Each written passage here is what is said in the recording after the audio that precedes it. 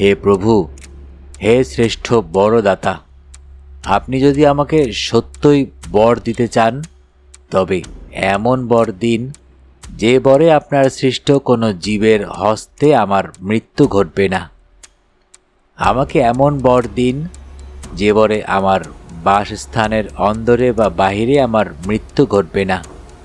দিবসে বা রাত্রিতে, ভূমিতে বা আকাশে আমার মৃত্যু হবে না। আমাকে এমন বর দিন যে বরে সহস্রাঘাতে, মনুষ্য বা পশুর হাতে আমার মৃত্যু হবে না। আমাকে এমন বর দিন যে বরে কোনো জীবিত বা মৃত সত্তার হাতে আমার মৃত্যু হবে না।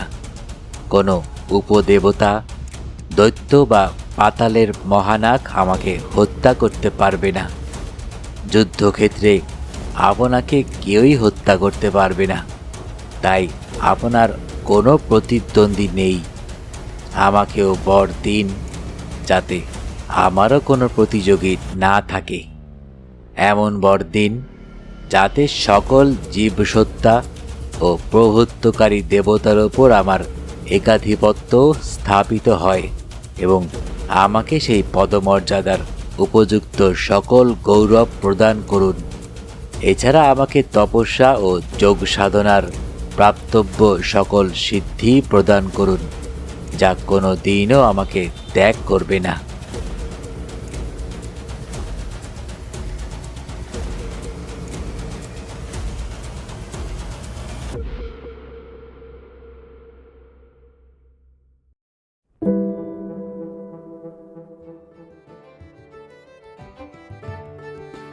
আসসালামু আলাইকুম। আপনারা শুনছেন অডিও বুক বাই মেহেদি। আজকে আপনাদের পড়ে শোনাব সৌরভ চক্রবর্তীর লেখা বিখ্যাত উপন্যাস মৃত কৈটব। এই উপন্যাসটির মোট 3টি সিরিজ লেখক প্রকাশ করেছেন। মৃত কৈটব 1, মৃত কৈটব 2 ব্রহ্ম পদার্থ এবং মৃত কৈটব 3 হলাহল বিষভাণ্ড। আজকে আপনারা শুনবেন মৃত কৈটব 1। এই বইটির প্রথম প্রকাশ জানুয়ারি 2023 কলকাতা বইমেলা। প্রচ্ছদ শিল্পী ছিলেন স্বর্ণাভ বেরা। অলঙ্করণ করেছেন কৃষ্ণেন্দু মণ্ডল। বইটি প্রকাশ হয়েছে বিভা পাবলিকেশনস থেকে। বইটির উৎসর্গ পৃষ্ঠায় লেখক লিখেছেন, শ্রীকৃষ্ণ এবং শ্রী বিষ্ণু যার শয়নে স্বপনে বিরাজমান, আমার শ্রদ্ধেয় শ্বশুরমশাই শ্রী সুকুমার চন্দ্র ঘোষকে ওর দীর্ঘায়ু কামনা করি। এই বইটির লেখকের কথা পৃষ্ঠায় লেখক লিখেছেন, এই গ্রন্থ কঠোরভাবে প্রাপ্তবয়স্ক এবং প্রাপ্তমনস্কদের জন্য। কোনো পরিবার অথবা সম্প্রদায় অথবা কোনো সাধক কিংবা কোনো সাধারণ ব্যক্তি, জীবিত কিংবা মৃত, অথবা কোনো উপজাতি সম্প্রদায়কে আঘাত করার উদ্দেশ্যে এই গ্রন্থ লেখা হয়নি। এই কাহিনী সম্পূর্ণভাবে কাল্পনিক, অর্থাৎ ফিকশন। তবে এই কাহিনীর সঙ্গে কোনো বাস্তব ঘটনা বা ব্যক্তির সরাসরি মিল শুধুমাত্র কাকতালীয় ঘটনা হবে। গ্রন্থের লেখক সমস্ত পুরাণ কাহিনীর প্রতি শ্রদ্ধাশীল। এই কাহিনীতে উল্লিখিত উপজাতি সম্প্রদায় সম্পূর্ণ কাল্পনিক। ত্রিপুরা রাজ্যের উপজাতি ভাই বোনদের লেখক বাল্যকাল থেকেই ভালোবাসেন। যে ক্রিয়াদির উল্লেখ এই গ্রন্থে রয়েছে, বাস্তবে সেরকম ঘটনা কোথাও ঘটে না এবং এরকম অরণ্যও ত্রিপুরাতে নেই। শুধুমাত্র একটি রোমাঞ্চকর কাহিনী লেখার খাতিরেই লেখক এই সমস্ত উল্লেখ করেছেন। কাহিনী শেষে তথ্যপঞ্জিতে সকল গ্রন্থের নামোল্লেখ করা হল। ধন্যবাদান্তে সৌরভ চক্রবর্তী, কলকাতা, 26শে জানুয়ারি 2023। মৃত কৈটব 1 এই উপন্যাসটিতে মোট 12টি পর্ব রয়েছে। এই উপন্যাসটি শোনার সুবিধার্থে আমরা মোট 3টি পর্বে ভাগ করে দেওয়ার চেষ্টা করলাম। আশা করি আপনাদের ভালো লাগবে। আজকে শুনবেন সৌরভ চক্রবর্তীর লেখা মৃত কৈটব ১ দ্বিতীয় পর্ব।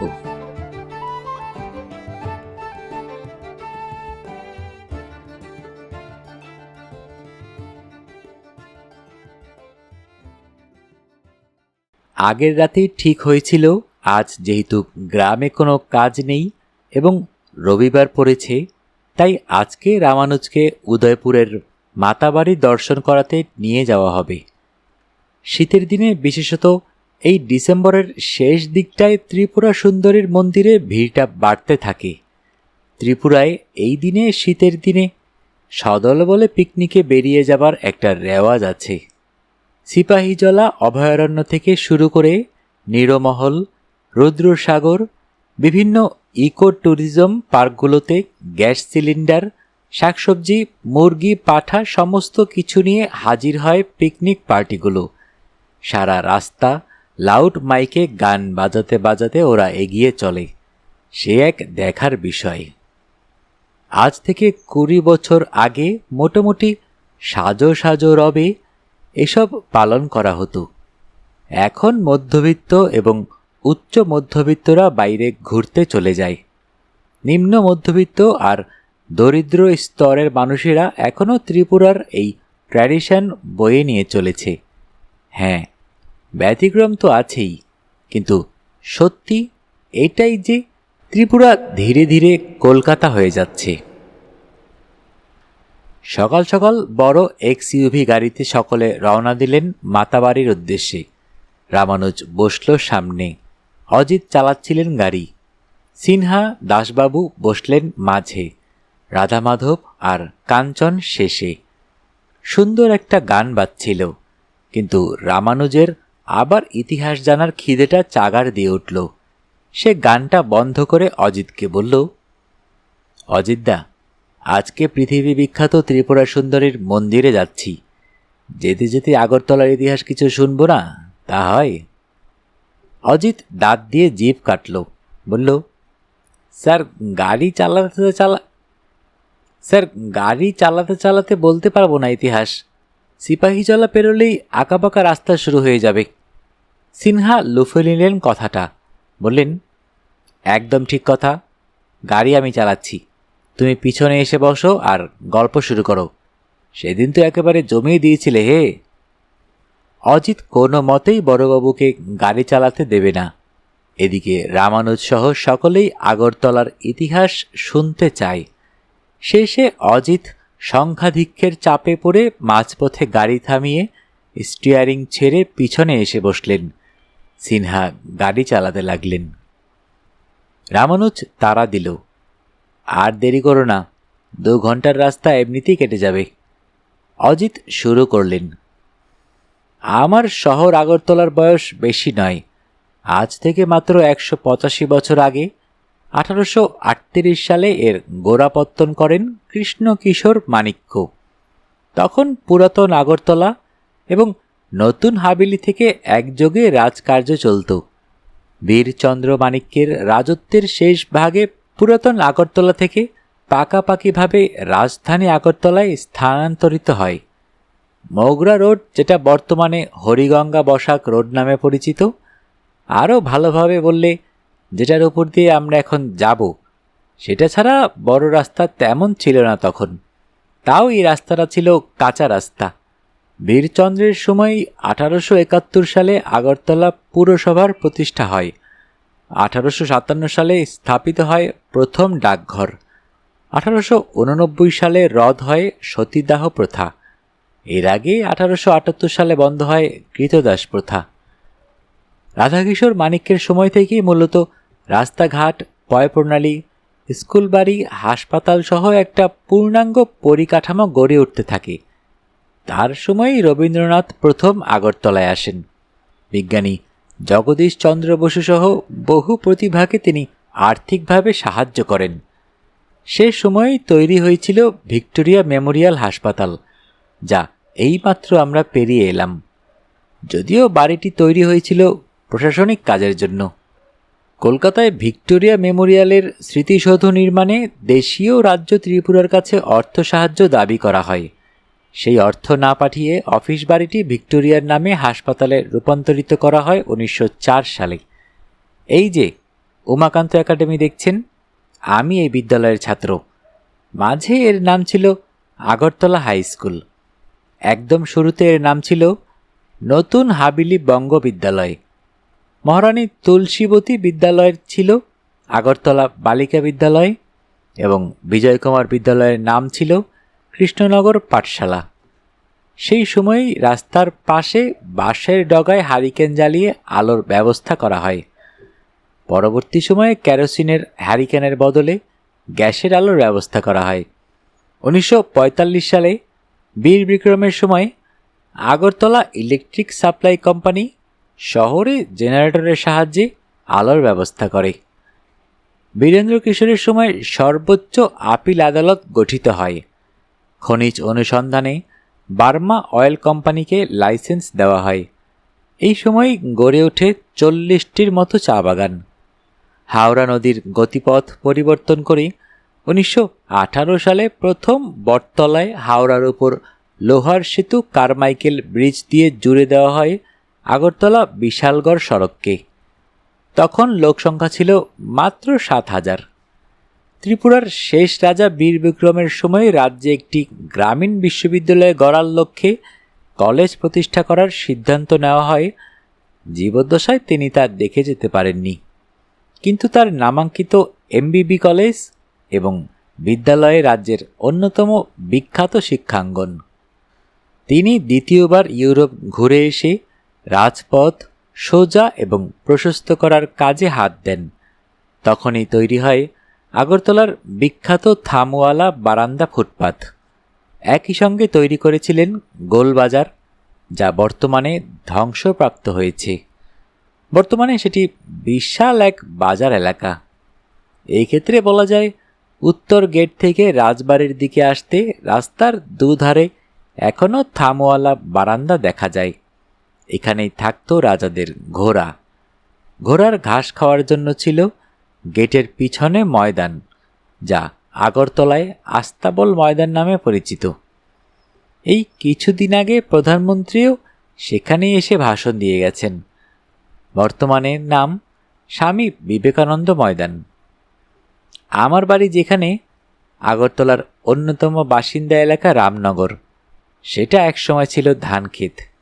বীর বিক্রমের সময় সমান্তরালভাবে এখানে রাস্তা নির্মাণ করে বসতি করার পরিকল্পনা নেওয়া হয়।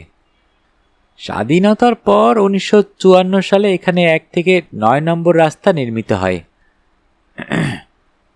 দ্বিতীয় বিশ্বযুদ্ধের সময় গড়ে ওঠে আগরতলা বিমানবন্দর। সেই সিঙ্গারবিল বিমানবন্দর থেকে বর্তমানে আন্তর্জাতিক বিমানবন্দরে উন্নীত হল মাত্র 2 বছর আগে। উত্তর পূর্ব ভারতের সবচেয়ে আকর্ষণীয় এবং সুন্দর বিমানবন্দর বর্তমানে আগরতলায় অবস্থিত। ঝাঁ চকচকে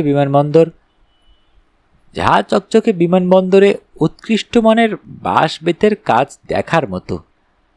রাধাকিশোরের সময় আগরতলাকে বন্যার হাত থেকে বাঁচাতে আখাউড়া খাল, কালাপানিয়া খাল কাটা হয়।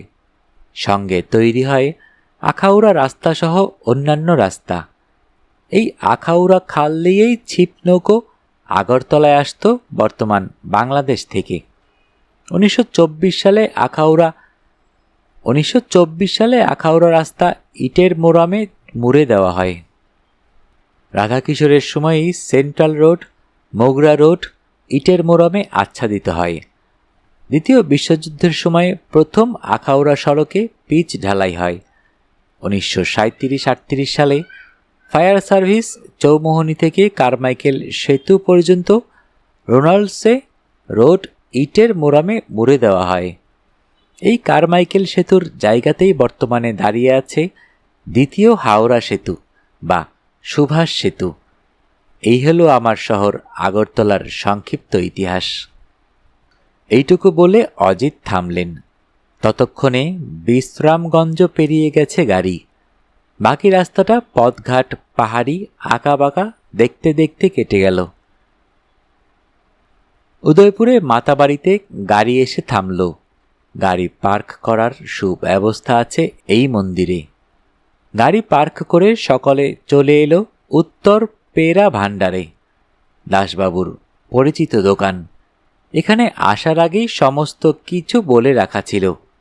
ঢুকতেই উত্তমবাবু সহাস্যে অভ্যর্থনা জানালেন। বললেন, আপনারা হাত মুখ ধুয়ে জুতো জোড়া এখানে রেখে মন্দিরে চলে যান। একটু পর মন্দির বন্ধ হয়ে যাবে, তার আগে মায়ের দর্শন করে নিন। আপনাদের ভোগের টিকিট কাটা হয়ে গেছে। রামানুজেরা কেউ আর সময় নষ্ট করল না। মাতাবাড়ির পেরা জগৎ বিখ্যাত, উত্তমবাবুর দোকানও পুরনো, সেই সাবিকি ব্যাপারটা লক্ষ্য করা যাচ্ছে। এই দোকানের পেরা সহ অন্যান্য পূজা সামগ্রী নিয়ে সকলে ছুটল মন্দিরে।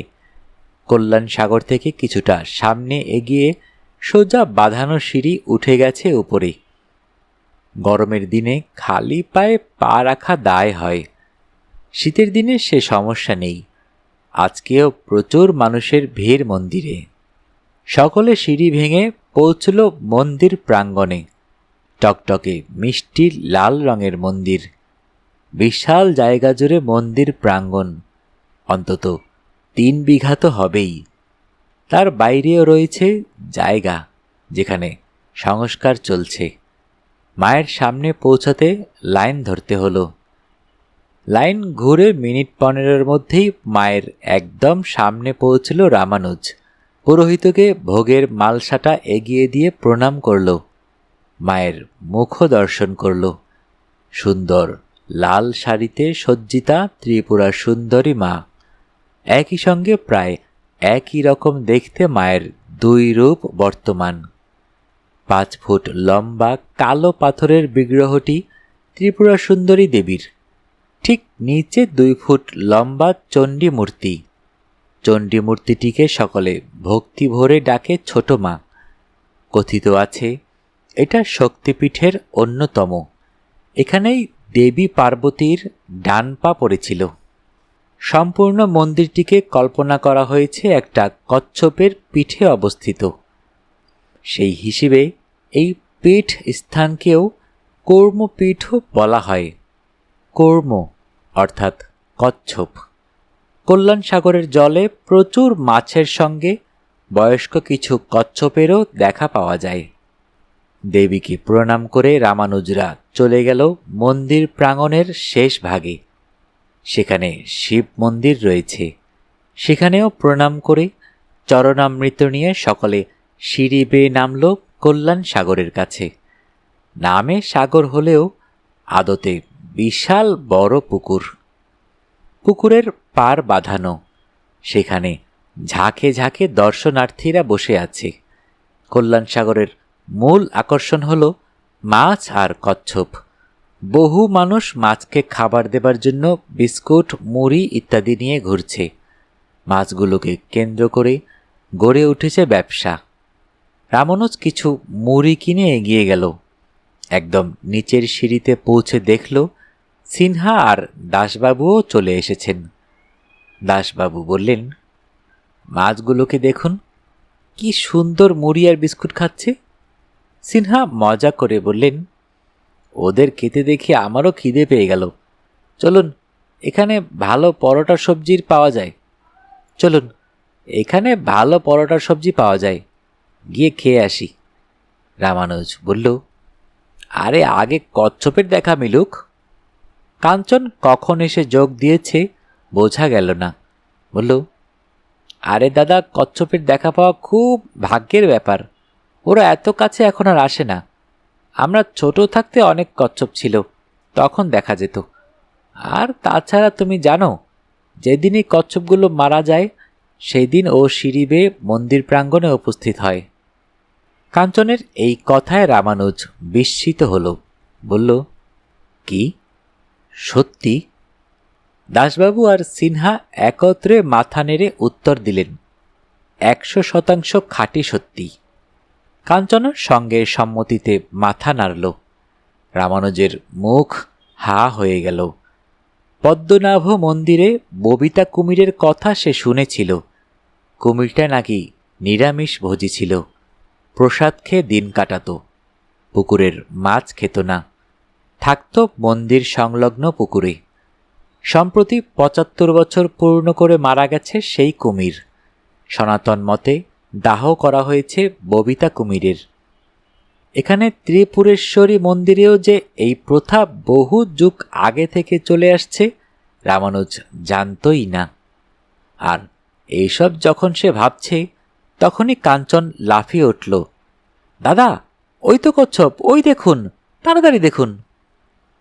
এত জোরে লাফিয়ে উঠল কাঞ্চন যে বাকিরাও লাফিয়ে উঠল ওর চিৎকার শুনে। কাঞ্চনের আঙুল বরাবর তাকাতেই দেখা গেল কর্মদেবকে। তিনি এগিয়ে আসছেন এদিকেই। ধীরে ধীরে নিজের ভারী শরীর নিয়ে কচ্ছপটি এগিয়ে এলো পুকুরের পাড়ে। সকল দর্শনার্থী প্রায় হুমড়ি খেয়ে পড়বার জোগাড়। রামানুজদের ভাগ্য ভালো, তিনি একেবারে তাদের সামনে এসেই মাথা তুলে তাকালেন। জলের বাইরে মাথা আসতেই অনেকগুলো হাত এগিয়ে এলো। কচ্ছপের মাথায় ছুঁয়ে সকলে প্রণাম করলেন। উদয়পুর মাতাবাড়ির চেনা দৃশ্য। রামানুজও দেখাদেখি তাই করল, দলের বাকিরাও তাই। সবার মন আনন্দে ভরে উঠল। আর ঠিক তখনই ভিড়ের মাঝে সকলে তাকে দেখতে পেল। তিনি সিঁড়ির উপর দাঁড়িয়ে সকলের জন্যই যেন অপেক্ষা করছিলেন। সবচেয়ে বেশি অবাক হল কাঞ্চন। তার বাবা গ্রাম প্রধান হেমন্তাই দাঁড়িয়ে আছেন কল্যাণসাগরের সিঁড়ির ওপর। কল্যাণসাগরের সিঁড়ির এক কোণে বসে সকলে। রামানুজ হাঁটাহাঁটি করছে নিচের একটা সিঁড়িতে। রাধামাধব আর কাঞ্চন সকলের জন্য গরম পরোটা আর চা এনে দিয়েছে পাশের একটা মিষ্টির দোকান থেকে। হেমন্তাই চুপ করে বসে আছেন সকলের মাঝখানে। হেমন্তাই সবার আগে বললেন, আপনারা বিশ্বাস করুন, আজ গ্রামের প্রধান আপনাদের সঙ্গে দেখা করতে আসেনি। আজ এক পিতা এসেছে নিজের সন্তানের টানে। আমি বার কয়েক আপনাদের বাংলোর আশেপাশেও ঘোরাঘুরি করেছি রাতের দিকে, কিন্তু প্রহরী থাকায় ভিতরে ঢোকার সাহস আমার হয়নি। সিনহা চায়ের কাপটা এগিয়ে দিলেন। ঠিক আছে, চা খেতে খেতে বলুন। কাপটা হাতে নিয়ে চুমুক দিলেন হেমন্তাই। তারপর বললেন, দেখুন কী রকম নিজেকে কম্বলে মুড়ে এসেছি। গ্রামের কেউ যেন জানতে না পারে আমার এই আশার ব্যাপারে। ওদের বলে এসেছি সাধনার জন্য গুপ্ত স্থানে যাচ্ছি, নইলে ওরা কেউ আর আমাকে বিশ্বাস করবে না। আপনারা আমাকে বিশ্বাস করতে পারেন। আমার ছেলেটাকে আমি নিজে গ্রাম থেকে বের করে দিয়েছি, কিন্তু ওর গায়ে কাউকেই হাত দিতে দেইনি। সেদিন আমার ছাওয়ালটা যে কেন আবার গ্রামে ফিরে এসেছিল। বলেই চোখের কোণটা মুছলেন এক পিতা। কাঞ্চন পাশেই দাঁড়িয়েছিল। সে বুঝতে পারছিল না তার ঠিক কি করা উচিত। হেমন্তাই মিনিট খানেক পরে আবার বললেন, আপনারা পরশু গ্রামে যাবেন। সেদিন হেমন্তাই হিসেবেই আপনাদের স্বাগত জানাবো আমি। কিন্তু আমার ধারণা হয়েছে গ্রামবাসী আমার ছেলেটাকে মেরে ফেলতে পারে। তাই আজ এক পিতা হিসেবে আপনাদের কিছু কাহিনী বলবো। বিশ্বাস অবিশ্বাস আপনাদের হাতে, কিন্তু আমি যা বলবো তা খাঁটি সত্য কথা। রামানুজ এবার হাঁটা থামিয়ে হেমন্তাইয়ের সোজাসুজি এসে বসল। কথা না বাড়িয়ে সোজা বলল, বেশ, সোজা কাহিনীটা আমাদের বলুন, আর সময় নষ্ট করা যাবে না। রামানুজকে এভাবে মুখোমুখি বসতে দেখে হেমন্তাই কিছুটা ঘাবড়ে গেলেও সামলে নিলেন। শুরু করলেন তার কাহিনী। এই গ্রামে কি আছে বা কি নেই তা জানার আগে জানতে হবে অন্য এক কাহিনী। আশা করি আপনারা সকলেই বিষ্ণুর চতুর্থ অবতার নরসিংহ অবতারের কাহিনী জানেন। তবুও আমি আপনাদের কাহিনীটা একবার রোমন্থন করাচ্ছি। নরসিংহ অবতারের উল্লেখ একাধিক পুরাণে পাওয়া যায়। নরসিংহ অবতারের বর্ণনা রয়েছে ভগবত পুরাণ, সপ্তম স্কন্দ, অগ্নিপুরাণ, ব্রহ্মাণ্ড পুরাণ, বায়ু পুরাণ, হরিবংশ এবং ব্রহ্মা পুরাণ। বিষ্ণু ধর্মোত্তর পুরাণ, কূর্ম পুরাণ, মৎস্য পুরাণ, পদ্মা পুরাণ, শিব পুরাণ, লিঙ্গ পুরাণ, স্কন্দ পুরাণ ও বিষ্ণু পুরাণ গ্রন্থে। মহাভারতেও নৃসিংহ অবতারের একটি সংক্ষিপ্ত বর্ণনা রয়েছে। এছাড়া একটি প্রাচীন বৈষ্ণব তাপনী উপনিষদ তার নামে উল্লেখিত রয়েছে। এর মধ্যে ভাগবত পুরাণে বর্ণিত ঘটনাটাই জগৎ বিখ্যাত। সেখানে বর্ণিত আছে যে নৃসিংহের পূর্ববর্তী অবতার বরাহ হিরণ্যাক্ষ নামে এক রাক্ষসকে বধ করেন।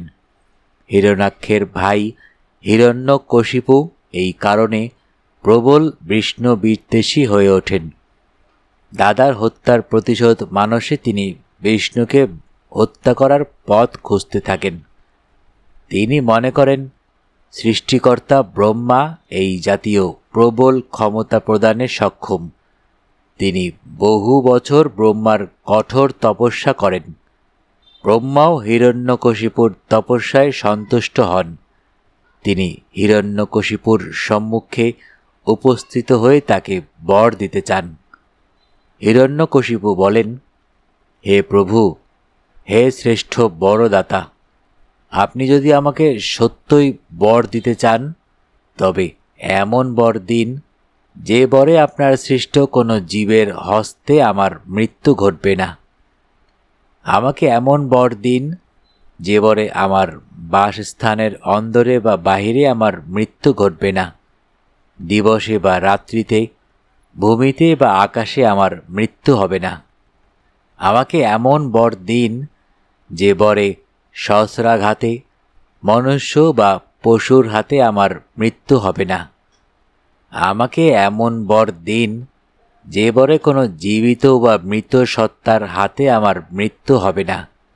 কোনো উপদেবতা, দৈত্য বা পাতালের মহানাগ আমাকে হত্যা করতে পারবে না। যুদ্ধক্ষেত্রে আপনাকে কেউই হত্যা করতে পারবে না, তাই আপনার কোনো প্রতিদ্বন্দ্বী নেই। আমাকেও বর দিন যাতে আমারও কোনো প্রতিযোগী না থাকে। এমন বর দিন যাতে সকল জীবসত্তা ও প্রভুত্বকারী দেবতার ওপর আমার একাধিপত্য স্থাপিত হয় এবং আমাকে সেই পদমর্যাদার উপযুক্ত সকল গৌরব প্রদান করুন। এছাড়া আমাকে তপস্যা ও যোগ সাধনার প্রাপ্তব্য সকল সিদ্ধি প্রদান করুন, যা কোনো দিনও আমাকে ত্যাগ করবে না। হিরণ্যকশিপু যখন মন্দার পর্বতে তপস্যা করছিলেন, তখন ইন্দ্র ও অন্যান্য দেবগণ তার প্রসাদ আক্রমণ করেন। দেবর্ষি নারদ হিরণ্যকশিপুর স্ত্রী কায়াদুকে রক্ষা করেন। দেবর্ষি দেবগণের নিকট কায়াদুকে পাপহীনা বলে উল্লেখ করেছিলেন। নারদ কায়াদুকে নিজ আশ্রমে নিয়ে যান। সেইখানে কায়াদু প্রহ্লাদ নামে একটি পুত্র সন্তানের জন্ম দেন। নারদ প্রহ্লাদকে শিক্ষিত করে তোলেন। নারদের প্রভাবে প্রহ্লাদ হয়ে ওঠেন পরম বিষ্ণু ভক্ত। এতে তার পিতা হিরণ্যকশিপু অত্যন্ত ক্ষুব্ধ হন। ক্রমে প্রহ্লাদের বিষ্ণু ভক্তিতে হিরণ্যকশিপু এতটাই ক্ষুব্ধ ও বিরক্ত হন যে তিনি নিজ পুত্রকে হত্যা করার সিদ্ধান্ত নেন। কিন্তু যতবারই তিনি বালক প্রহ্লাদকে বধ করতে যান, ততবারই বিষ্ণুর মায়াবলে প্রহ্লাদের প্রাণ রক্ষা পায়। হিরণ্যকশিপু প্রহ্লাদকে বলেন তাকে ত্রিভুবনের অধিপতি রূপে স্বীকার করে নিতে। প্রহ্লাদ অস্বীকার করেন। তিনি বলেন, একমাত্র বিষ্ণুই এই ব্রহ্মাণ্ডের সর্বোচ্চ প্রভু। ক্রুদ্ধ হিরণ্যকশিপু তখন একটি স্তম্ভ দেখিয়ে প্রহ্লাদকে জিজ্ঞাসা করেন যে তার বিষ্ণু সেখানেও আছেন কিনা। ওরে হতভাগা প্রহ্লাদ, তুই সবসময়ই আমার থেকেও মহৎ এক পরম সত্তার কথা বলিস, এমন এক সত্তা যা সর্বত্র অধিষ্ঠিত, যা সকলকে নিয়ন্ত্রণ করতে পারে এবং যা সর্বত্র ব্যাপী। কিন্তু সে কোথায়? সে যদি সর্বত্র থাকে, তবে আমার সম্মুখের এই স্তম্ভটিতে কেন নেই? প্রহ্লাদ উত্তর দিলেন, তিনি এই স্তম্ভে ছিলেন, আছেন ও থাকবেন। উপাখ্যানের অন্য একটি পাঠান্তর অনুযায়ী প্রহ্লাদ বলেছিলেন, তিনি এই স্তম্ভে আছেন, এমনকি ক্ষুদ্রতম যষ্টিটিতেও আছেন। হিরণ্যকশিপু ক্রোধ সংবরণ করতে না পেরে গদার আঘাতে স্তম্ভটি ভেঙে ফেলেন। তখনই সেই ভগ্ন স্তম্ভ থেকে প্রহ্লাদের সাহায্যার্থে নৃসিংহের মূর্তিতে আবির্ভূত হন বিষ্ণু। ব্রহ্মার বর যাতে বিফল না হয়, অথচ হিরণ্যকশিপুকেও হত্যা করা যায়, সেই কারণেই বিষ্ণু নরসিংহের বেশ ধারণ করেন। হিরণ্যকশিপু দেবতা, মানব বা পশুর মধ্য নন, তাই নৃসিংহ পরিপূর্ণ দেবতা, মানব বা পশু নন।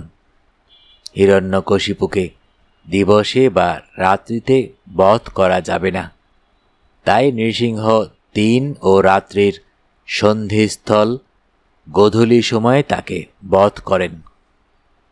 হিরণ্যকশিপু ভূমিতে বা আকাশে কোনো শস্ত্রাঘাতে বধ নন, তাই নৃসিংহ তাকে নিজ জঙ্ঘার উপর স্থাপন করে নখরাঘাতে হত্যা করেন। হিরণ্যকশিপু নিজ গৃহ বা গৃহের বাইরে বদ্ধ ছিলেন না, তাই নৃসিংহ তাকে বধ করেন তারই গৃহদ্বারে।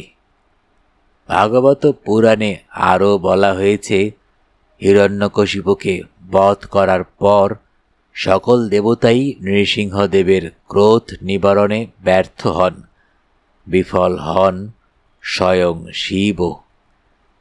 সকল দেবগণ তখন তার পত্নী লক্ষ্মীকে ডাকেন, কিন্তু লক্ষ্মীও স্বামীর ক্রোধ নিবারণে অক্ষম হন। তখন ব্রহ্মার অনুরোধে প্রহ্লাদ এগিয়ে আসেন। ভক্ত প্রহ্লাদের স্তব গানে অবশেষে নৃসিংহদেব শান্ত হন। নৃসিংহদেব প্রহ্লাদকে কোলে লইয়া গা চাটিতে লাগিলেন। প্রত্যাবর্তনের পূর্বে নৃসিংহদেব প্রহ্লাদকে রাজা করে দেন। এতটুকু অবধি কাহিনী আমাদের প্রায় সকলেরই জানি। এখানেই ভাগবত পুরাণে নৃসিংহদেবের ইতি, কিন্তু শিব পুরাণ শুরু ঠিক এখান থেকেই। শিব পুরাণে নৃসিংহ উপাখ্যানের একটি শৈব পাঠান্তর বর্ণিত হয়েছে, যা প্রথাগত কাহিনীটির থেকে একটু ভিন্ন। সেইখানে বলা হচ্ছে যে প্রহ্লাদকে কোলে নিয়েও তিনি শান্ত হলেন না, তিনি পৃথিবীতে সংহার কার্য চালাতেই লাগলেন। সমগ্র বিশ্বে তখন ত্রাহিমাম ত্রাহিমাম অবস্থা। সমস্ত দেবতারা তখন মহাকাল শিবের দ্বারস্থ হল। প্রথমে শিব তার রৌদ্র রূপ বীরভদ্রকে প্রেরণ করলেন নরসিংহকে শান্ত করার উদ্দেশ্যে, কিন্তু বীরভদ্রের অনুরোধ উপরোধেও কিছু হল না।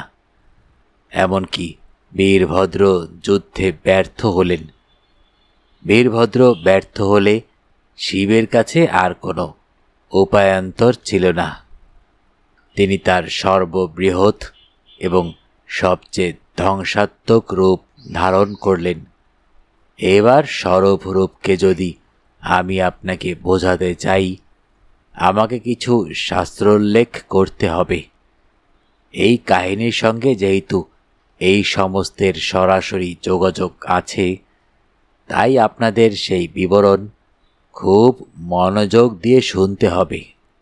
সরভেশ্বর মহাদেব বা সিংহয় মূর্তি সম্পর্কে যদি প্রাথমিক পরিচয় দিতে হয়, বলতে হয় যে সরভ বা সরভেশ্বর নামটির সঙ্গে বাংলার মানুষ অতটাও পরিচিত নন, যতটা তারা নৃসিংহদেব এই নামটির সঙ্গে পরিচিত। পরমেশ্বর শিবের 19টি প্রধান স্বরূপের মধ্যে অন্যতম উল্লেখযোগ্য একটি স্বরূপ হল সরভেশ্বর। শ্রী বিষ্ণুর অবতার ভগবান নৃসিংহদেবের দর্প চূর্ণ করতে এবং তার রোষানল থেকে জগৎকে ত্রাণ করতে সাক্ষাৎ বীরভদ্র এই সরভেশ্বর মূর্তি ধারণ করেন। একই দেহে পক্ষী এবং সিংহের অপরূপ মেলবন্ধনের প্রকৃষ্টতম উদাহরণ হলেন সরভেশ্বর মহাদেব।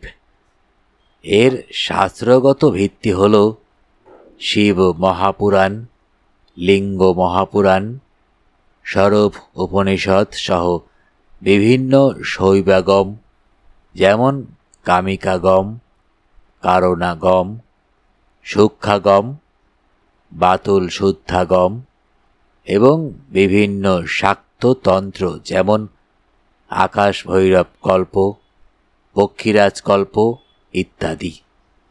কালিকা পুরাণ, এমনকি পদ্মপুরাণেও সরভেশ্বরের সহস্র নামের উল্লেখ মেলে। যদিও বর্তমানে পদ্মপুরাণ থেকে নামগুলোকে লুপ্ত করে দেওয়া হয়েছে, উপরিউক্ত শ্রুতি, স্মৃতি, আগম এসব শাস্ত্রগুলিতে সরভেশ্বর কর্তৃক নৃসিংহদেবের দর্পচূর্ণের প্রত্যক্ষ প্রমাণ পাওয়া যায়। তবে অন্য অপর কোনো কাল্পনিক চরিত্রের কোনরূপ উল্লেখ এসব মান্য শাস্ত্রে পাওয়া যায় না। আপনারা যারা এই উপন্যাসটি শুনছেন, আপনাদের জন্য একটি কথা বলে রাখি। আমি যেহেতু সংস্কৃত ভাষায় ততটা পণ্ডিত নই এবং সংস্কৃত ভাষা বুঝিও না এবং পড়তেও জানি না, কাজেই এই উপন্যাসটিতে যতগুলো সংস্কৃত শ্লোক রয়েছে এই শ্লোকগুলো আমি পড়তে পারবো না, পড়লেও হয়তো আপনাদের শুনতে ভালো লাগবে না। কাজেই আমার অনুরোধ থাকবে, এই উপন্যাসটির মূল বইটি সংগ্রহ করে এই শ্লোকগুলো আপনারা পড়ে নিতে পারেন, অথবা এই ভিডিওর ডেসক্রিপশন বক্সে এই উপন্যাসটির একটি এক্সটেন্ডেড ভার্সন আমি আপলোড করে দিচ্ছি। আশা করি আপনারা ডাউনলোড করে পড়ে নিলে ভালো লাগবে। আমি একদম এই শ্লোকগুলো স্কিপ করে গল্পে চলে যাচ্ছি। এতটুকু বলে থামলেন হেমন্তাই। সকলে এক নাগারে তার বলা কাহিনী ও শ্লোক শুনে যাচ্ছে এক মনে। কেউ কেউ একটু অধৈর্য হয়ে পড়ছে। দাসবাবু হেমন্তাইকে থামতে দেখে বললেন, আচ্ছা, কাহিনী বলছেন ঠিক আছে, কিন্তু শ্লোক বলছেন কেন? হেমন্তাই 2 হাত জোর করে ক্ষমা চাইলেন, বললেন, সরভাবতার প্রসঙ্গ মুখে নিলে তার সম্পূর্ণ মন্ত্র উচ্চারণের আদেশ রয়েছে আমার গুরুর, তাই আমি শুধুমাত্র কাহিনী আপনাদের বলতে পারবো না। রামানুজ বলল, ঠিক আছে, বলতে থাকুন। আমি শুধু সাগ্রহে অপেক্ষা করছি কখন আপনাদের গ্রামের সঙ্গে বা জঙ্গলের সঙ্গে এই কাহিনীর মিল খুঁজে পাব। যদি না পাই, আজ রাতে আপনাকে শ্রীঘরে পাঠাবার ব্যবস্থা আমি নিজে করব। হেমন্তাইয়ের মুখের বলিরেখাগুলো এই শীতের দিনেও আরও গভীর হয়ে আছে। অদ্ভুত এক উপজাতি পুরুষ লাগছে তাকে। তিনি বললেন, আমাকে সম্পূর্ণ কাহিনী শেষ করতে দিন, এরপর আপনাদের যা ইচ্ছে হয় আমি তাই করব।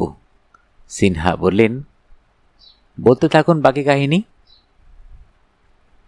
হেমন্তাই আবার শুরু করলেন, এই ভয়ানক সরভাবতারের সঙ্গে ভগবান নরসিংহের ভীষণ যুদ্ধ শুরু হয় এবং নরসিংহকে পরাজিত করেন সরভ।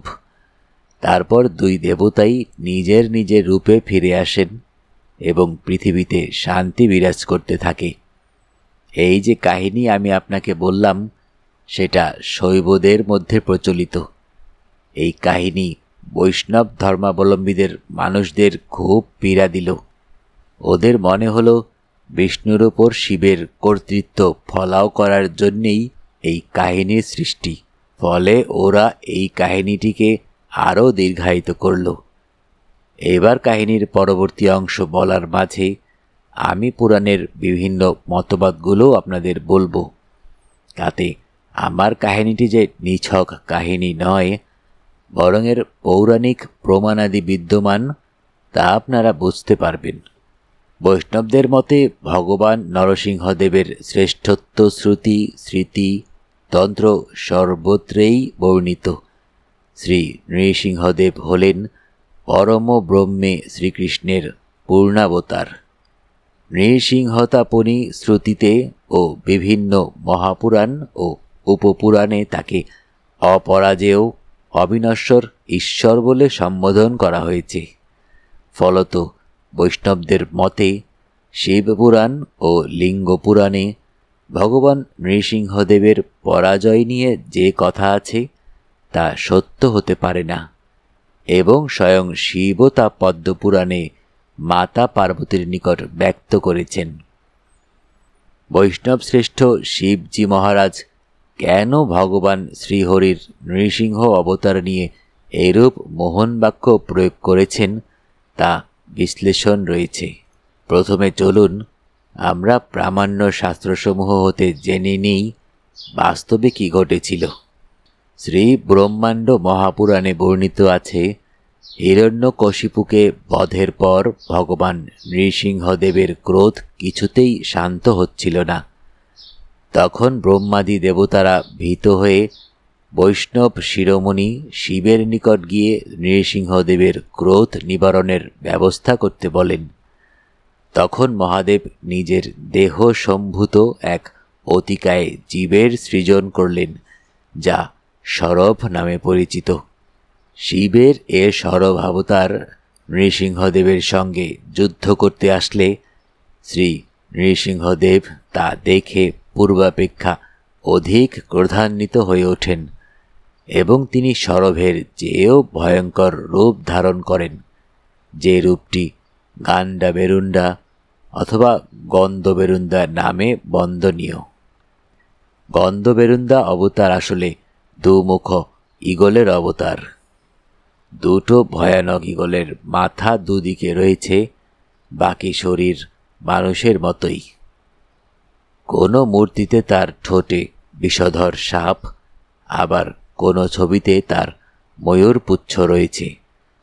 ভগবান গন্ধবেরুন্দা নৃসিংহদেব সরভ অবতারের সঙ্গে 18 দিন পর্যন্ত অবিরাম যুদ্ধ করেন এবং এক পর্যায়ে তিনি সরভ অবতারকে হিরণ্যকশিপুর মতো কোলে শুইয়ে ধরে তার প্রজ তীক্ষ্ণ নখের দ্বারা সরভের বক্ষ চিরে সরভকে হত্যা করেন। সরভ অবতার যখন ব্যর্থ হলেন, তখন দেবতাদের অনুরোধে মহাভয়ঙ্করী শ্রী নৃসিংহদেবের ক্রোধ নিবারণ করেন ভক্তশ্রেষ্ঠ প্রহ্লাদ মহারাজ। এবার এই হচ্ছে বৈষ্ণবদের মতামত। বিষ্ণুপুরাণেও এর উল্লেখ রয়েছে। এছাড়াও শ্রী ব্রহ্মাণ্ড মহাপুরাণে বলা আছে। এখানে কিছু শ্লোক বলা আছে যেগুলো আমি স্কিপ করে গেলাম। এই শ্লোকের বাংলা করলে দাঁড়ায়, অতপর দুই পরাক্রমশালী শক্তি অর্থাৎ নৃসিংহ ও সরভের মধ্যে যুদ্ধ সংগঠিত হয়, যা দীর্ঘকাল অর্থাৎ 18 দিন টানা চলতে থাকে এবং বিধ্বংসী এ যুদ্ধে কেউই কিছুতে শান্ত হচ্ছিলেন না। অতপর ভগবান নৃসিংহদেব তার মহাবিকট মহাক্রোধী রূপ অর্থাৎ গান্ডাবেরুন্ডা নৃসিংহরূপ ধারণ করলেন এবং তার সহস্র হাতে রুদ্রের এই সরভাবতারকে ধরে তার তীক্ষ্ণ ও মারাত্মক নখ দিয়ে সরভের বক্ষটি চিরে ফেলেছিলেন, ঠিক যেভাবে তিনি হিরণ্যকশিপুকে হত্যা করেছিলেন। শ্রী নৃসিংহদেবের প্রলয়ঙ্কারী রূপ যে সরভের চেয়েও ভয়ঙ্কর, তা শ্রী পদ্মপুরাণে বর্ণনা করা হয়েছে।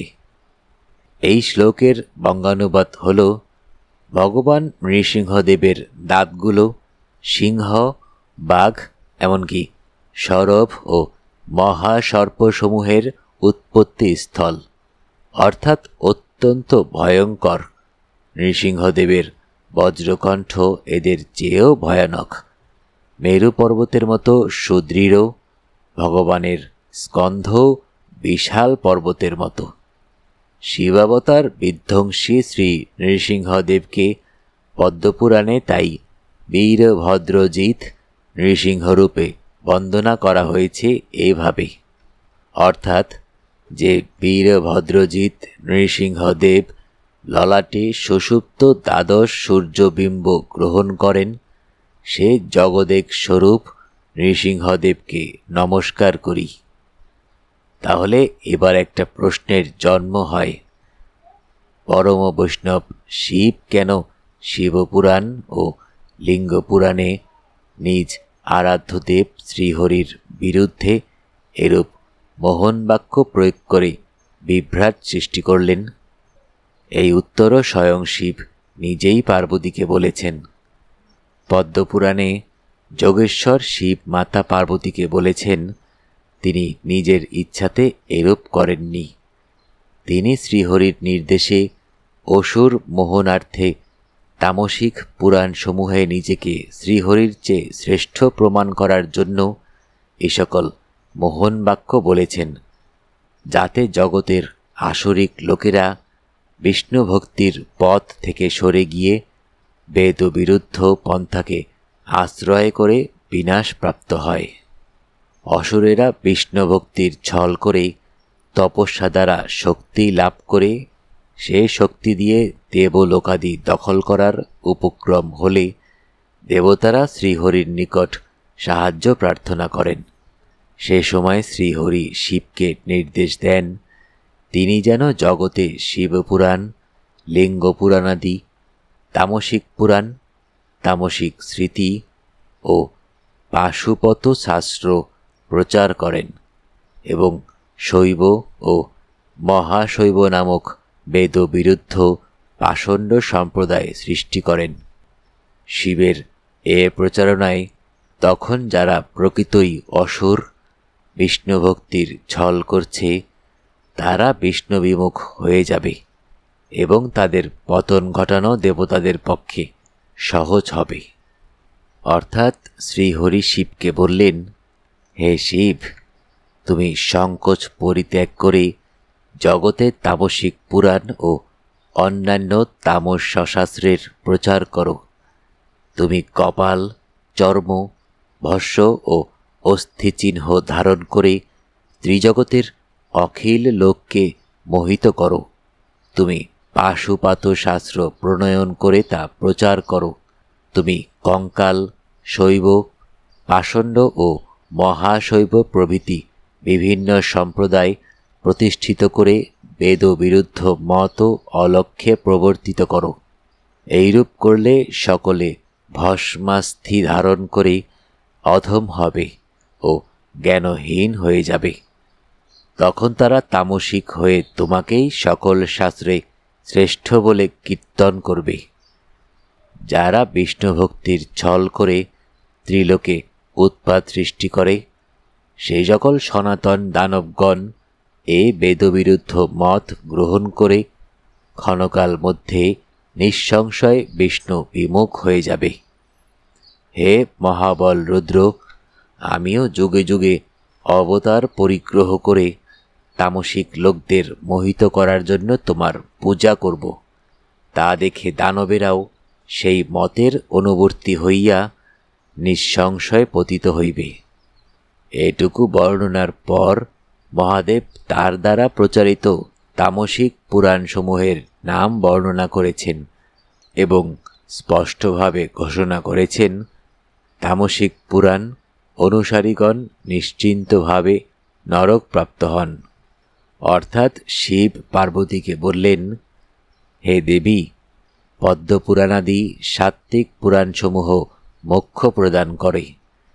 ব্রহ্মাণ্ড পুরাণাদি রাজসিক পুরাণ সর্বদা শুভ এবং শিবপুরাণ, লিঙ্গপুরাণাদি তামসিক পুরাণগুলো নিশ্চিন্তভাবে নরক প্রাপ্তির কারণ বলে নির্দিষ্ট। উপরোক্ত শাস্ত্র সিদ্ধান্ত ও বৈষ্ণব প্রবর শিবের বাক্যানুসারে স্পষ্ট দৃশ্যত যে বাস্তবে সরভাবতার কর্তৃক নৃসিংহদেবের পরাজয়ের যে কাহিনী তা নিছকই ছল বাক্য, এর কোনো বাস্তব অস্তিত্ব নেই।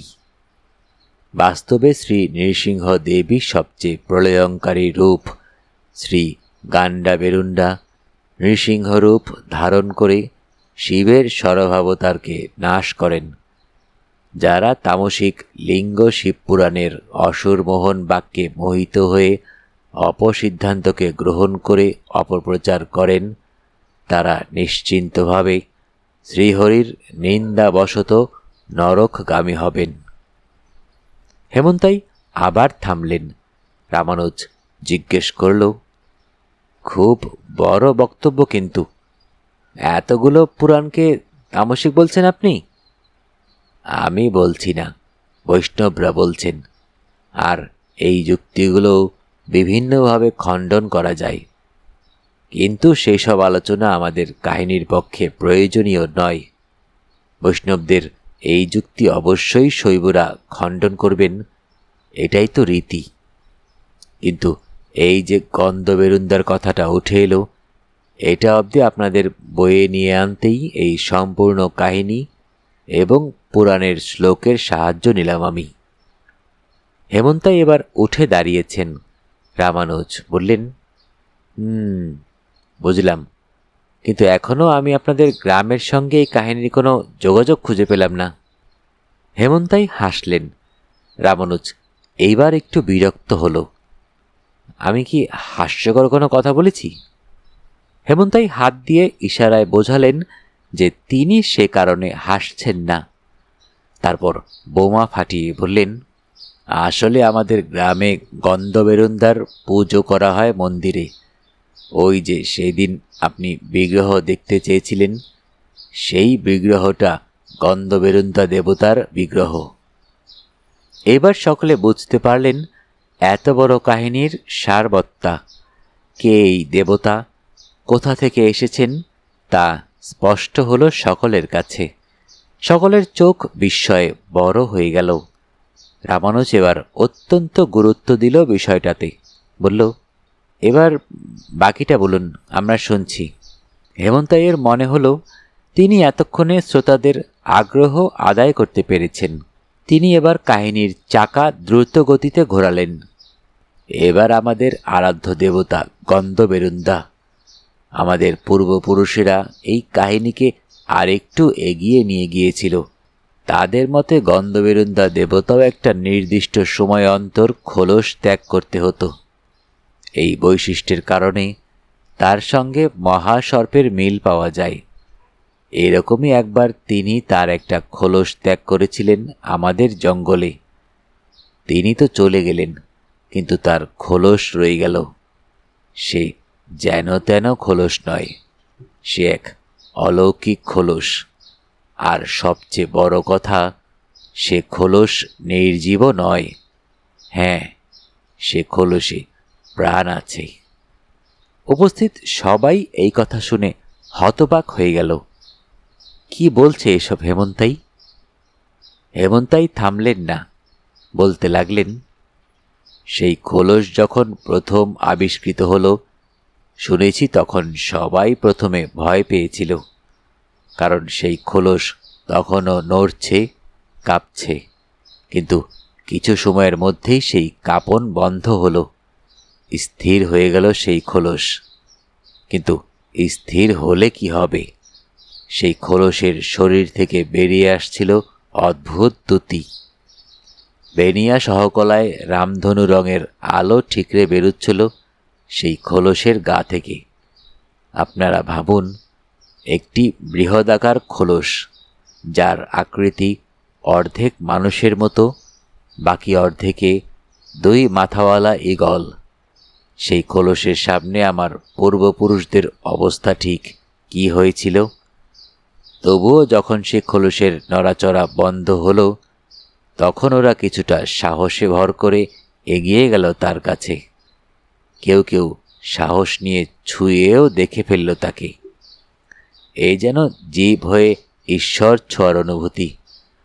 বহু মানুষ একত্রিত হয়ে ধীরে ধীরে ছুঁয়ে দেখল গন্ধবেরুন্দা নরসিংহদেবকে। স্থির হলো এই জঙ্গলেই তৈরি হবে মন্দির। সেই মতো বিশাল এক মন্দির তৈরির কাজ শুরু হয়ে গেল। কাজ দ্রুত গতিতে এগিয়েছিল এবং 1 বছরের মধ্যেই তৈরি হয়েছিল সেই মন্দির।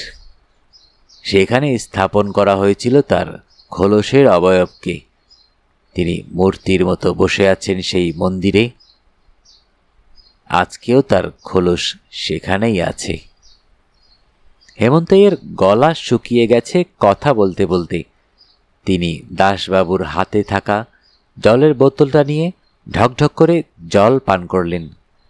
সকলে এতই বিঘ্নিত এই কাহিনী শুনে যে কারও মুখে কোনো কথা আসছে না। সবাই যেন আরও শুনতে চাইছে।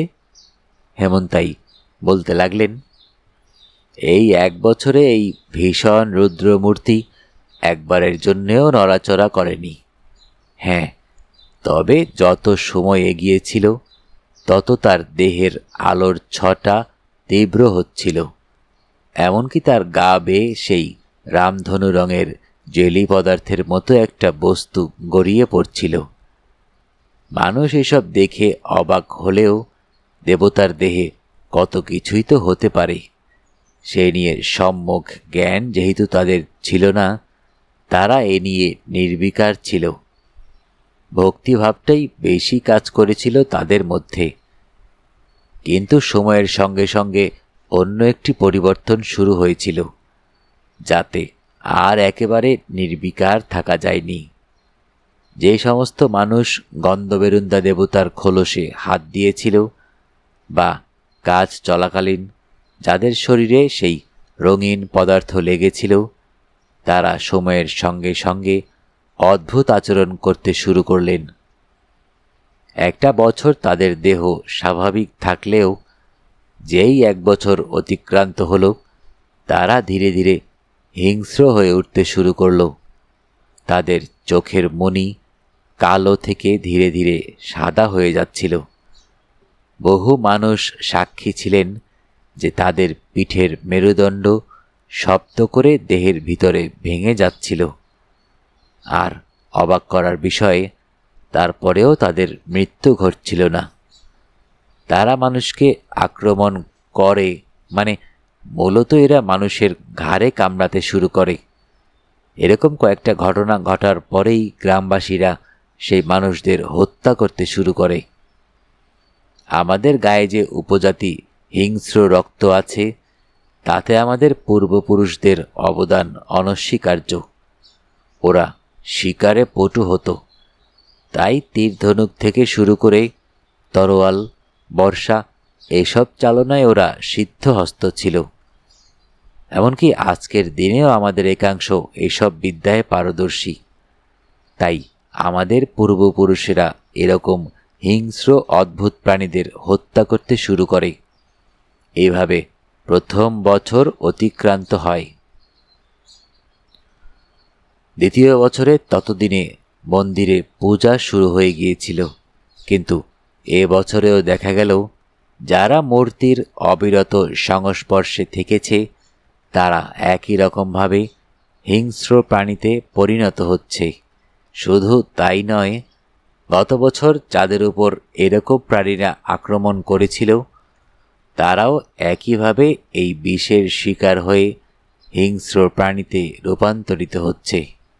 এরকম বেশ কয়েক বছর চলার পর গ্রামবাসী বুঝতে পারল আসল সমস্যা গন্ধবেরুন্দা দেবের মূর্তি নিঃসৃত অলৌকিক তরল পদার্থটি। এই পদার্থের সংস্পর্শে এলেই এরকম ঘটছে। কিন্তু ততদিনে তিনি আমাদের আরাধ্যে পরিণত হয়েছেন। আর সবচেয়ে মজার ব্যাপার এই যে তরল পদার্থ নিঃসৃত হচ্ছে, তা সেবন করলে বহু মারণ রোগ সেরে যাচ্ছিল। পরবর্তীতে 1 বছর পর সকলেই হিংস্র প্রাণীতে পরিণত হচ্ছিলেন ঠিকই, কিন্তু শুরুর দিনে এর ঔষধি গুণাগুণকে উপেক্ষা করার সুযোগ ছিল না। অর্থাৎ সেই পদার্থের কিছু ভালো গুণাগুণ যে আছে তা নিয়ে প্রায় সকলেই নিশ্চিত ছিল।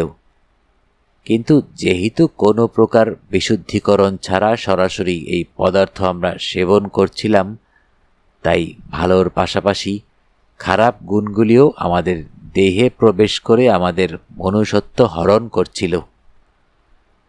এইবার ধীরে ধীরে আমার পূর্বপুরুষরা একটা সিস্টেম তৈরি করলো। এই সিস্টেম তৈরি করতে গিয়ে বহু মানুষের মৃত্যু হলো।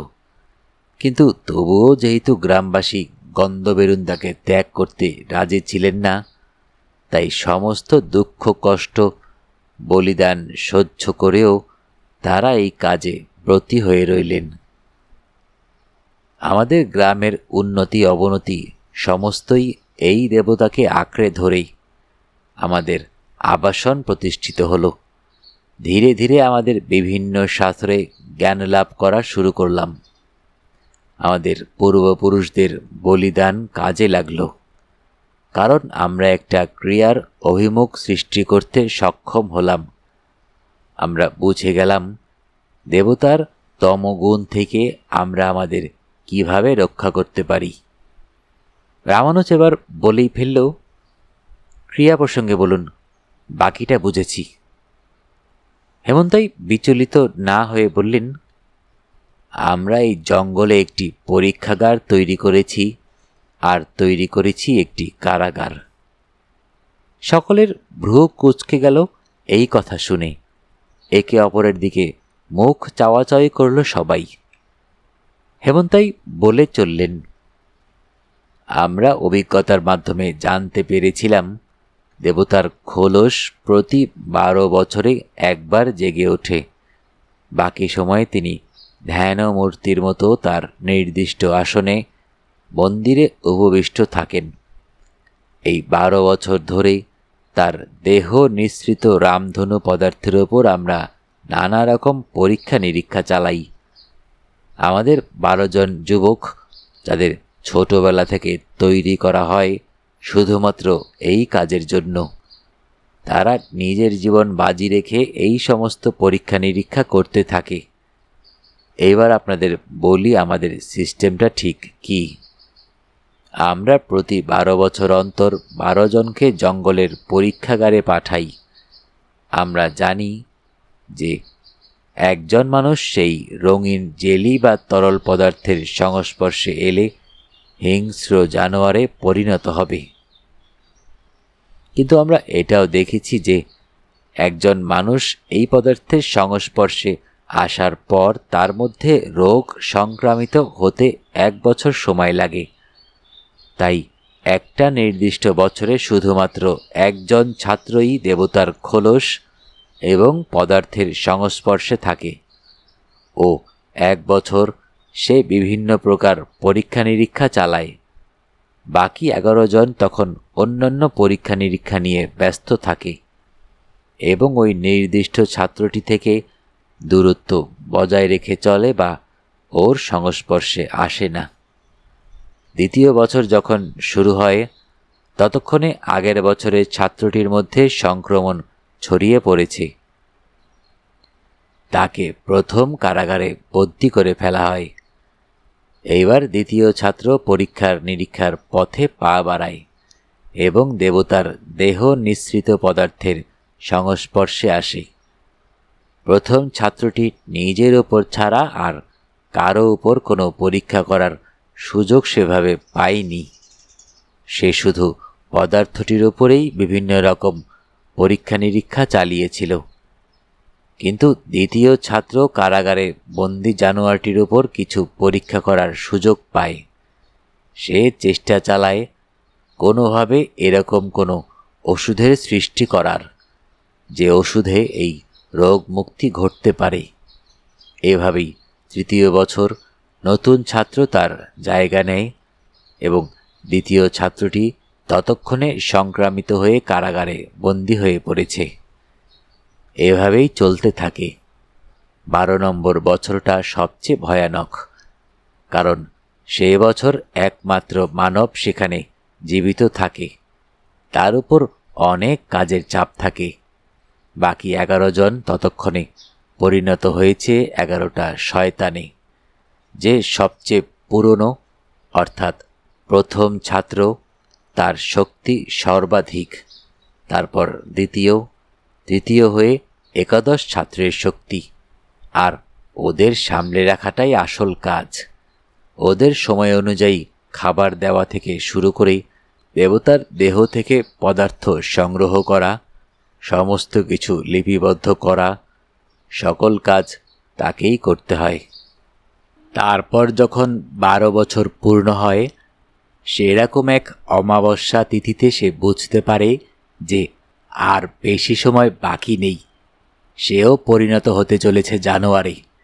সে তখন ধীরে ধীরে কারাগারের সমস্ত দরজা খুলে দেয়। একে একে সমস্ত শয়তান বেরিয়ে আসে কারাগার থেকে। ততক্ষণে গ্রামে আমরা হেমন্তাইয়েরা ক্রিয়া শুরু করে দেই। তাতে আমরা এই দেবতার দেহের নির্যাস ব্যবহার করে তৈরি করি এক মহৌষধি। এই মহৌষধির আবিষ্কার করেছিল আজ থেকে প্রায় 250 বছর আগেকার ছাত্রদের দলটা। তার আগে তাদের গ্রামমুখী করা আরও কঠিন ছিল। এই মহৌষধির গুণে ওরা অন্যদিকে না গিয়ে সোজা আমাদের গ্রামের উদ্দেশ্যে রওনা দেয়। একসময় ওরা এসে পৌঁছায় গ্রামে। গ্রামবাসী তখন জড়ো হয়ে থাকে গ্রামের মাঝখানে। একসঙ্গে এত মানুষ দেখে ওদের মুখে জল আসে। এক একটা শয়তানের বাচ্চা তখন চেষ্টা করে আমাদের হামলা করার, কিন্তু তার আগেই আমাদের আবাসনের সেরা অস্ত্রবিদেরা তৈরি হয়ে থাকে। তীর, ধনুক, বর্ষা, তরোয়াল সহযোগে ওরা মোকাবিলা করে ওই শয়তানদের। প্রত্যেকটা হত্যা করে ওরা। নিজেরাও অনেকে শহীদ হয়ে যায়।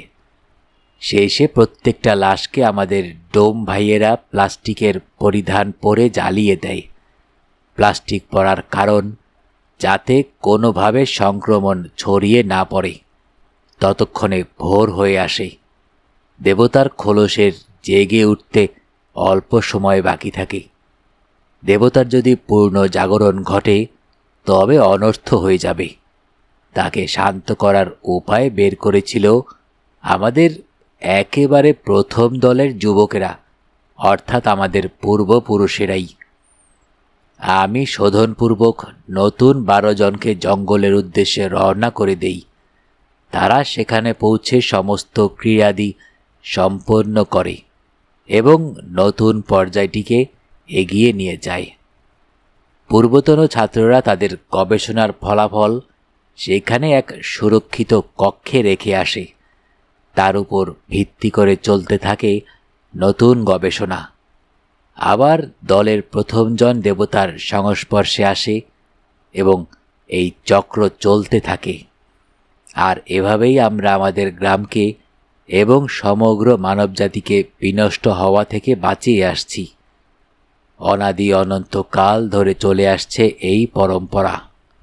এই জঙ্গল যদি একবার উন্মুক্ত হয়ে যায়, সমগ্র মানবজাতি কিছু বছরের মধ্যেই বিনষ্ট হয়ে যাবে। শুধু বেঁচে থাকবে আর সমগ্র পৃথিবী ঘুরে বেড়াবে এই প্রাণীগুলো। একে অপরকে খেয়ে ফেলতেও এদের কোনো দ্বিধা নেই। হেমন্তাইয়ের চোখ মুখ লাল হয়ে উঠেছে। তিনি এই শয়তানদের প্রকৃতি বোঝাতে গিয়ে হাঁপাচ্ছেন রীতিমতো। কাঞ্চন তাকে ধরে সিঁড়ির উপর বসিয়ে দিল। বাবা, আর একটু জল খাও। রামানুজের মুখ থেকে বেরুল, জম্বি। সকলেই ঘাড় ঘুরিয়ে তার দিকে তাকালো। সিনহা বললেন, আশ্চর্য কাহিনী।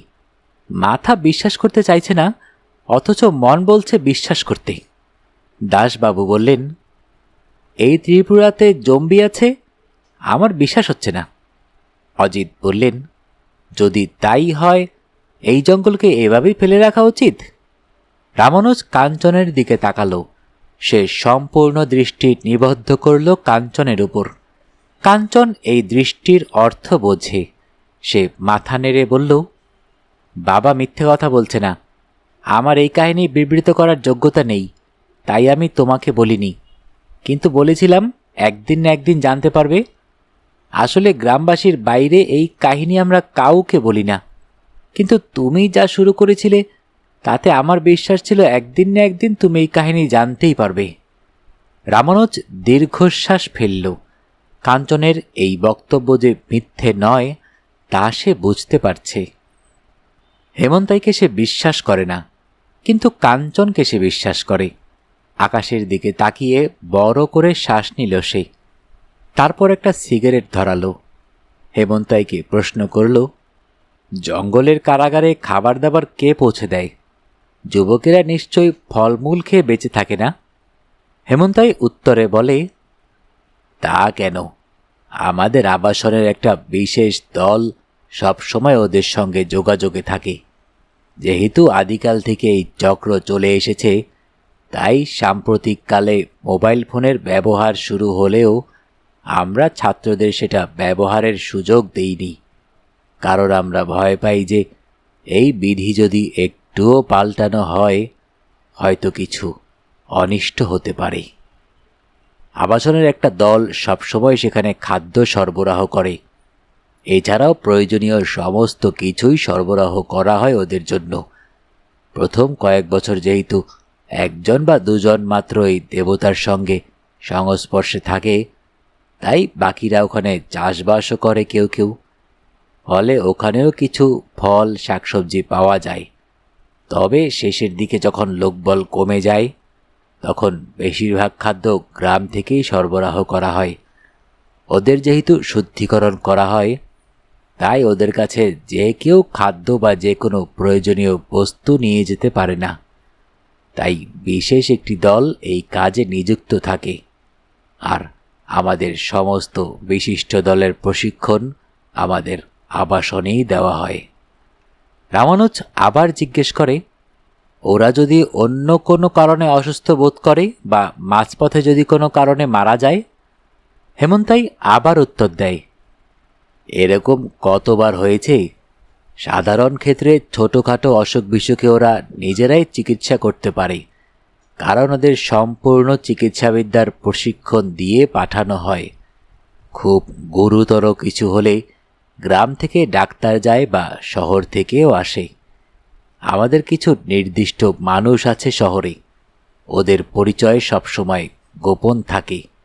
ওদের মাথায় কালো কাপড় পরিয়ে নিয়ে যাওয়া হয় জঙ্গলের পরীক্ষাগারে। রামানুজ মাথা নাড়ে। সবটা উত্তর আপনি দেননি।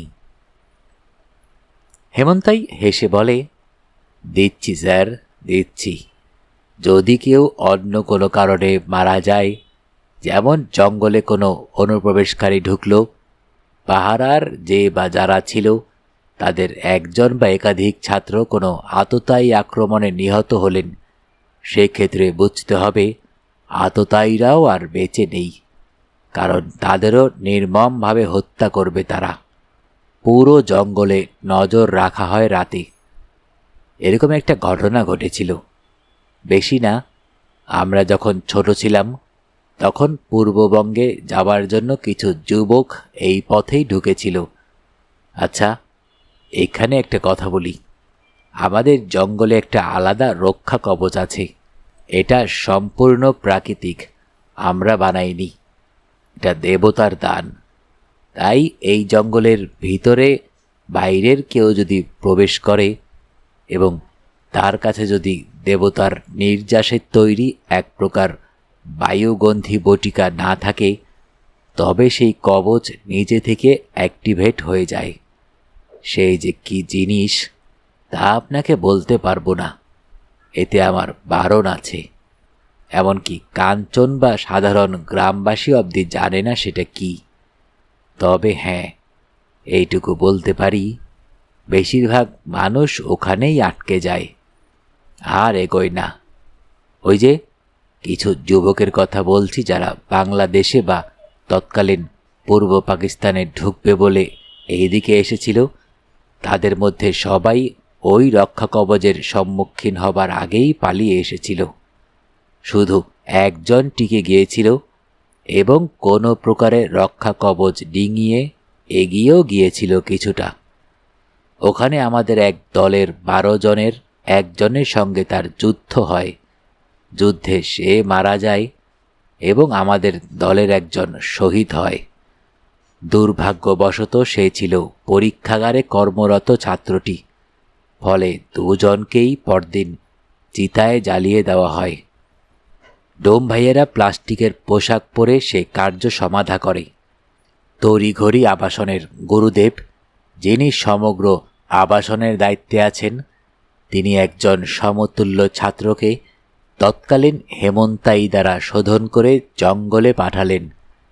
শহীদ হওয়া ছাত্রের দেবতার সংস্পর্শে থাকার মেয়াদ আর একদিন বাকি ছিল, তাই আমরা বেঁচে গিয়েছিলাম। নইলে সম্পূর্ণ চক্রটিতে নেমে আসতে পারত কালো অন্ধকার। রামানুজ আর কোনো প্রশ্ন করল না, কল্যাণ সাগরের দিকে তাকিয়েই থাকল। সিনহা এবার বেশ কড়াভাবে জিজ্ঞেস করলেন, রক্ষা কবচটি সম্পর্কে আমাদের বলুন। হেমন্তাই তাকে হাত জোর করে বললেন, স্যার, আমি কিন্তু আসামি নই। আমি নিজে থেকে দৌড়ে এসে সমস্তটা আপনাদের জানিয়েছি। যদি বলতে পারতাম, আমি নিশ্চয়ই আপনাদের বলে সাহায্য করতাম। বলবেন না, আমি এখনো গ্রামের হেমন্তাই, আর যতক্ষণ না আমি ক্রিয়া সম্পন্ন করব, আর কেউ হেমন্তাই হতে পারবে না, বা আমি চাইলেও কাউকে সমস্ত ক্রিয়াদি বুঝিয়ে দিতে পারবো না। হ্যাঁ, আমি যখন আর হেমন্তাই থাকব না, আমি নিশ্চয়ই আপনাদের এই ব্যাপারে বলতে পারবো। আমি আপনাদের এই কথা বললে যদি আমার শক্তি হ্রাস হয়, আর আমি পরবর্তী ছাত্রের দলকে সসম্মানে শোধন করে জঙ্গলে না পাঠাতে পারি, তবে আমি আমার গ্রামের কাউকে মুখ দেখাতে পারবো না। নিজেকে হত্যা করব। সেক্ষেত্রে অন্যায় অনুরোধ বা আদেশ আমাকে করবেন না। সিনহা সাহেব ক্ষুণ্ণ হলেও ব্যাপারটার গুরুত্ব বুঝতে পারলেন। নিরস্ত্র হলেন তিনি। আর তখনই রামানুজের মাথায় প্রশ্নটা এলো, হেমন্তাই নির্বাচনের প্রক্রিয়াটা কি? মাপ করবেন, সেটাও আমি বলতে পারবো না। তবে হ্যাঁ, এটুকু বলতে পারি যে একজন হেমন্তাই তার আত্মীকরণ প্রক্রিয়ার কারণে সংক্রামিত হবার পরেও প্রায় 5 বছর অবধি সুস্থভাবে বাঁচতে পারে, আর এই কার্য একজন নারী ছাড়া সম্ভব না। আবাসনে 12 জন নরের সমান একজন নারীকে প্রশিক্ষণ দেওয়া হয়। সেই নারী পরবর্তী হেমন্তাই নির্বাচনে গুরুত্বপূর্ণ ভূমিকা পালন করেন। যে কেউ কি হেমন্তাই হতে পারেন? দাসবাবু এবার জিজ্ঞেস করলেন। হেমন্তাই এবারেও সপ্রতিভ উত্তর দিলেন, যিনি তার শরীরে হেমন্তাই হবার শক্তি ধারণ করতে পারেন, তিনিই হতে পারেন। সেটা যে কেউ হতে পারে। রামানুজ হেমন্তাইয়ের কথা শেষ হওয়া মাত্র এগিয়ে গেল, হাত বাড়িয়ে দিয়ে বলল, অনেক বড় উপকার করলেন। আপনাকে ভুল ভেবেছিলাম, দুঃখিত। হেমন্তাই রামানুজের বাড়িয়ে দেওয়া হাতটা 2 হাতে চেপে ধরল, বলল, শুধু আমার ছেলেটার জন্য আজ এসব করলাম। শুধু ওকে একটু দেখে রাখবেন আপনারা। গ্রামবাসীরা ওকে পেলে মেরে ফেলবে। হেমন্তাইয়ের চোখে জলের ফোঁটা রামানুজের হাতেও পড়ল। হেমন্তাই দ্রুত নিজেকে সংবরণ করলেন।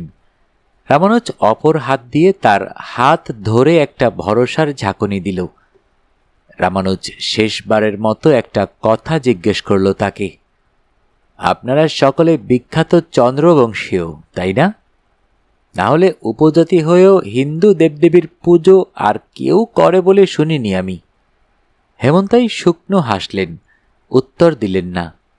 তারপর তিনি কাঞ্চনের মাথায় হাত রেখে আদর করে এবং বাকি সবাইকে হাত জোর করে প্রণাম করে সামনে ভিড়ের মধ্যে মিশে গেলেন। দাসবাবু বললেন, চলুন, ত্রিপুরেশ্বরী মায়ের ভোগ নেওয়ার সময় হয়ে গেছে। সিনহা উচ্ছ্বসিত হয়ে বললেন, অর্ধেক রহস্যের সমাধান তো এখানেই আসামাত্র হয়ে গেল। জয় ত্রিপুরেশ্বরী মায়ের জয়। বাকিরাও ধ্বনি তুলল, জয় মা, জয় মা। রামানুজ শুধু ভিতরে ভিতরে বুঝতে পারছিল যে এতদিনে এবার যুদ্ধ শুরু হবে।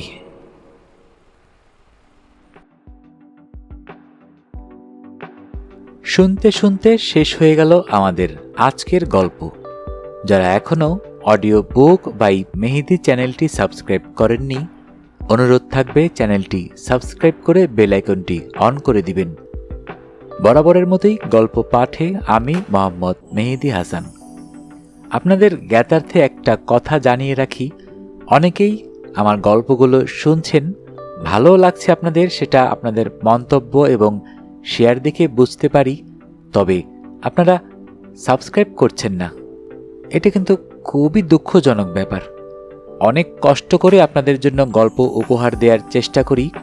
যদি ভালো লেগে থাকে তাহলে অবশ্যই বন্ধুবান্ধব এবং পরিবার পরিজনদের সবার সাথে শেয়ার করবেন এবং আমাকে সাপোর্ট করবেন। এবং অবশ্যই মনে করে সাবস্ক্রাইব করতে ভুলবেন না যেন। মন্তব্য করে আপনাদের মনের কথাগুলো আমাকে জানাবেন এবং কেমন গল্প শুনতে চান অবশ্যই আমাকে জানাতে পারেন। আপনাদের মন্তব্যই আমার চ্যানেলের মূল মন্ত্র।